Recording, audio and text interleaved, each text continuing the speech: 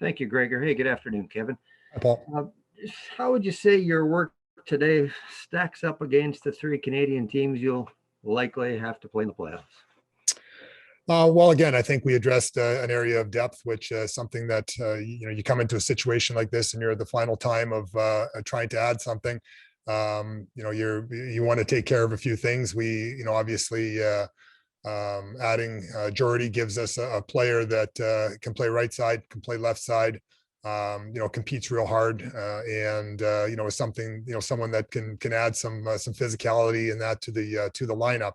Obviously there's a lot of teams did some other things, but for yourself, you look at what's available in front of you, what fits, and you make those moves accordingly. And we looked at a few other things. We tried to do a couple of other things today that might have been some big swings, but the players that we targeted didn't move. I'll go next to Jason Bell from the Winnipeg Free Press. Go ahead, Jason. Kevin, you kind of in the end of your answer, you kind of alluded to what I was going to ask you. But is when you add a depth player like that, but don't really alter the starting six on your D cord, is that an inability to improve there, or a feeling that it just wasn't necessary?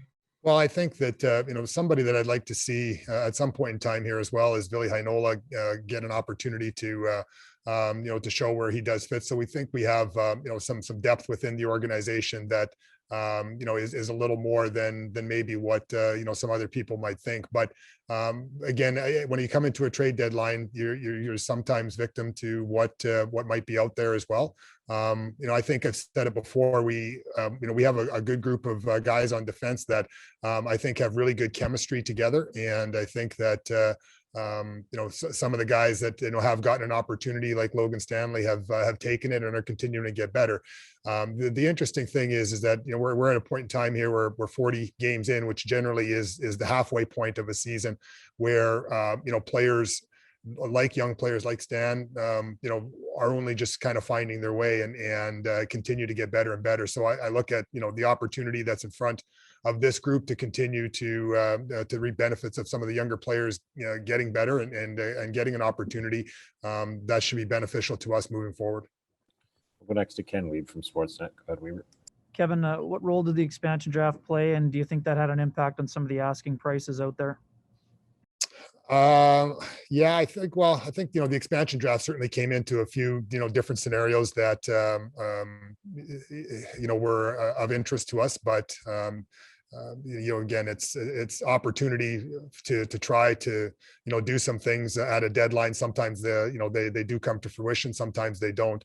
So again, it's not for it is what it is when it comes to those kind of situations, and we are faced with the expansion draft scenario that could have come into play in a couple of things. We'll go next to Sean Reynolds from Sportsnet. Go ahead, Sean.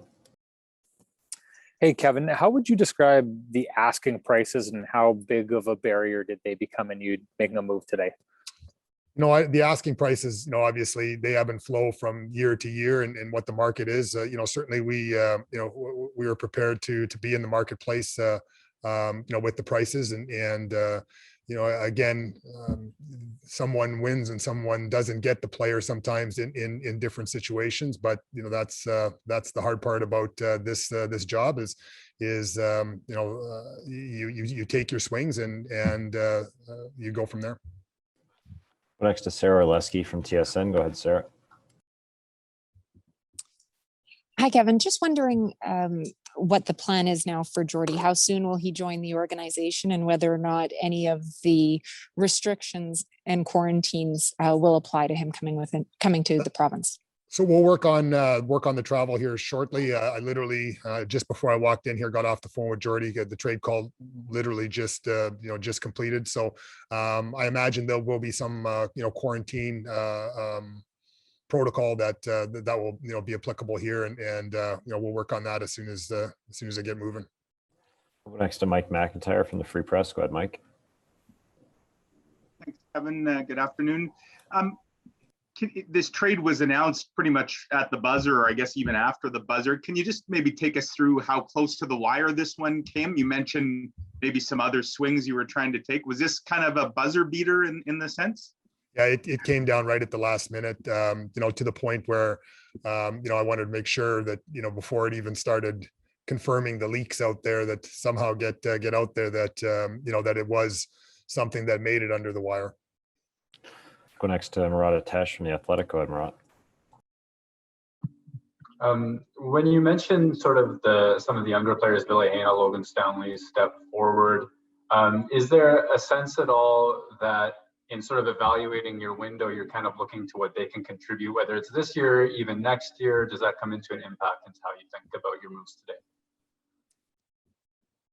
I guess I'm not sure I understand, but I think I'll take a stab at it. Like, again, I think that, Billy, he's been a little bit of a victim of some circumstances here with respect to, the taxi squad being up here.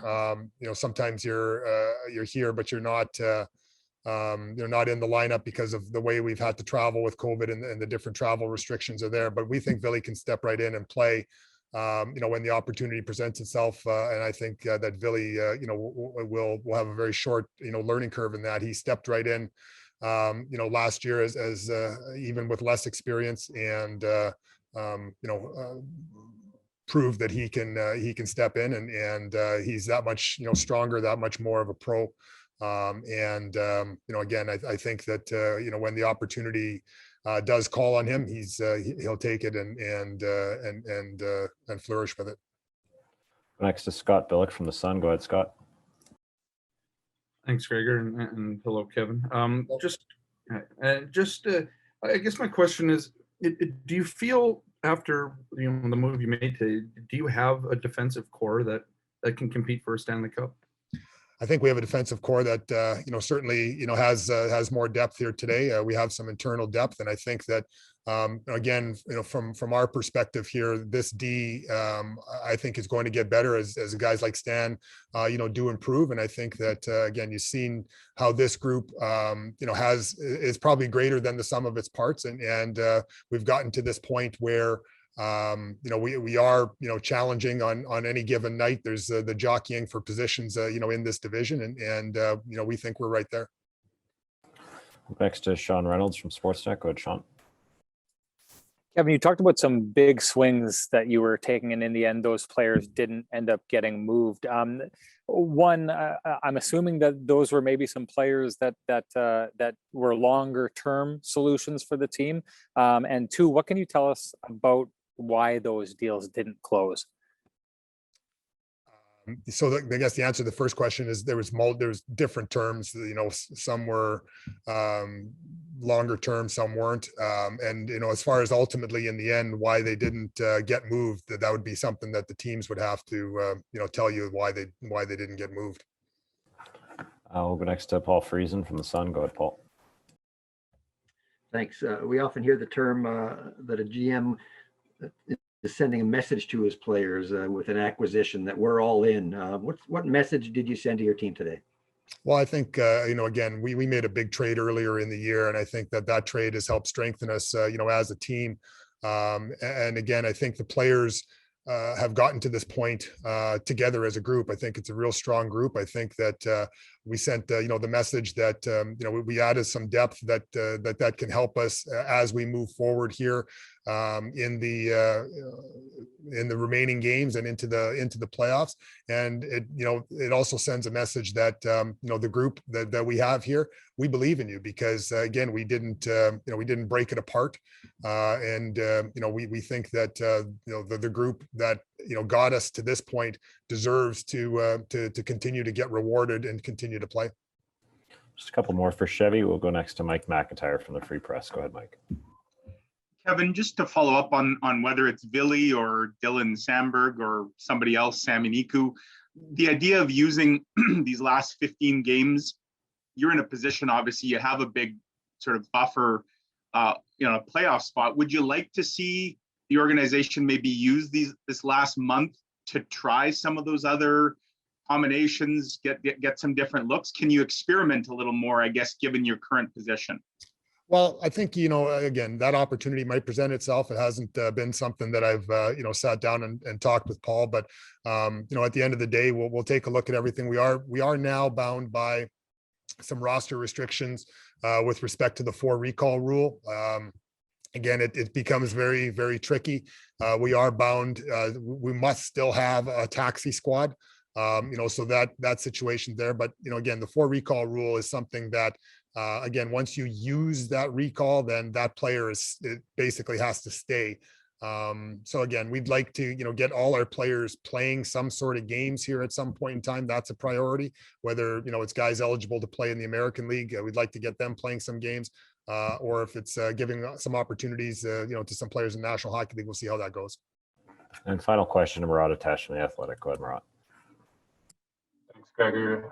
Kevin, I wanted to ask you about the player you acquired too. I mean, in our scramble to get as much information as possible after it's announced, it looks like, some left side time, some right side time, different results depending on who he's playing with. What can you tell us about him as a player and what makes him appealing in the Well, role? I think the ability to play, either side gives the coaches an opportunity to have a player that again, they know is comfortable to if a guy on the right side, if they want to put him in and try something different with a righty or a lefty, that's something that flexibility in a depth type of situation is good.